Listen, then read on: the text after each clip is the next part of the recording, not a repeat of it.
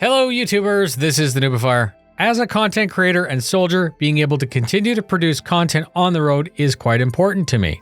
There are times such as away at CitizenCon, on summer vacation, that as long as I have access to the internet, I can still upload a video.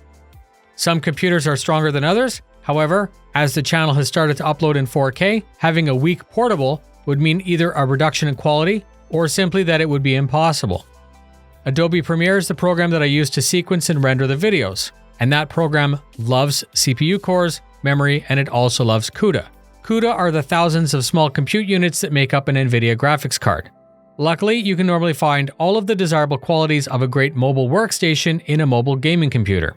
4 months ago, I went looking for high frequency, multi-core in a laptop, 32 gigs of RAM, 4 terabytes of SSD, and ray tracing. It had to have at least 15 inches of screen, high refresh would be a bonus, it didn't need touchscreen, and I wanted it to have an IPS panel for color accuracy. Windows Hello was a bonus, a good trackpad, and a backlit keyboard would be nice. I basically wanted it all because weight and physical size would also weigh heavily into my consideration. After looking at a ton of reviews, one stood out as unique that was not only a beast, it had a great screen, it was under 1 inch thick, and it was still able to always offload the heat. This was the Maingear Element.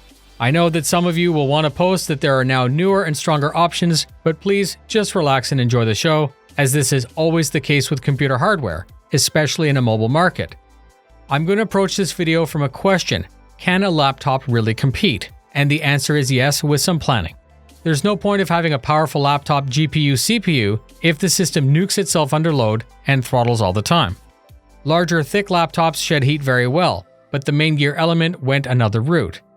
Rather than plastic, the case is made out of magnesium, which with its airflow acts as a giant heatsink. You have your regular USB 3, USB-C, a glowing status bar, and a bunch of cooling on the surround. A beautiful feature is the one-finger flip-open screen, which is calibrated so that the very light base stays down when you open it. The 144Hz 15.6 IPS is 1920 by 1080, but at this size, not being 4K isn't important because the pixel density is very high, and it's obviously easier for the graphics card to drive higher frames. Tiny bezels, a decent webcam with Windows Hello. The majority of the interior is a 95 watt-hour battery that's helped by a 3-position OC switch which is on the top. Eco mode kills the clocks and drops wattage, dims the screen in an effort to extend battery. I usually use the standard mode even when unplugged for when I'm working in Photoshop, and the redline mode should really be reserved just for when it's plugged in. It changes the fan profile, it jacks the wattage, and it jacks the core clocks. In this mode, it may sound like it's trying to take off, but the trait is that it never comes anywhere close to throttling, and the surface that it's resting on won't eventually heat soak. 32 gigs of RAM is overkill for most games. However, when playing Star Citizen or compiling a very large video file, I can watch the status bar creep over 16 gigs, and it stops me from scrubbing to the page file. The storage is a pair of 2TB Intel 660 NVMe. One is for the system and one is used for the stock footage and the recorded gameplay. The RTX 2070 has absolutely no trouble with 1080 resolutions, posting a strong 130 frames per second in optimized titles like Borderlands 3, and holding over 80 in alpha titles like Star Citizen. I want to mention for a second time that the real gem here is the thermals. When I did a playthrough of Half-Life Alyx on the Valve Index, I did it on the Element, using a Thunderbolt to DisplayPort adapter. I was seeing over 110 frames per second, no dips, and no tracking issues. The regular desktop features like Shadowplay let me stream and record what I'm looking at, and I'm going to end with the CPU, which is an i7-9750, a 4.5 GHz 6-core 12-thread processor with a TDP of 45 watts. The only way I could get a real assessment of its performance was to test it against my desktop. The test was a complex load. I set up a 10-minute project in Premiere that transcoded a mixture of resolutions up and down, added graphics, added animations, some fades, a mixture of everything. It would output a 4K video at 60 frames per second with a bitrate of 60, which is actually very high.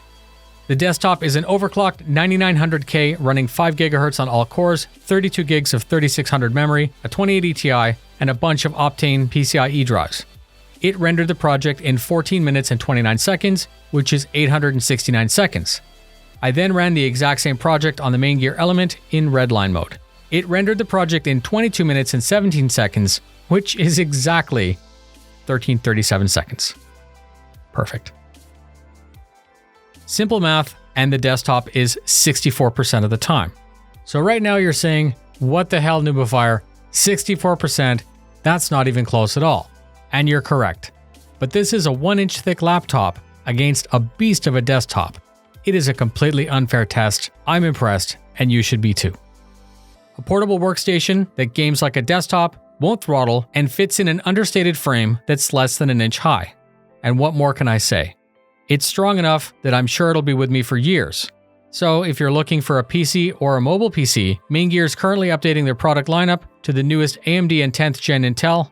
This wasn't a sponsored video at all, but I am a Maingear affiliate. And that means that if you do go check it out, please check for the link in the description. Ask me any questions you have or post any comments in the comments. Thank you very much for spending your time with me. Fly safe, and I'll see you in the verse.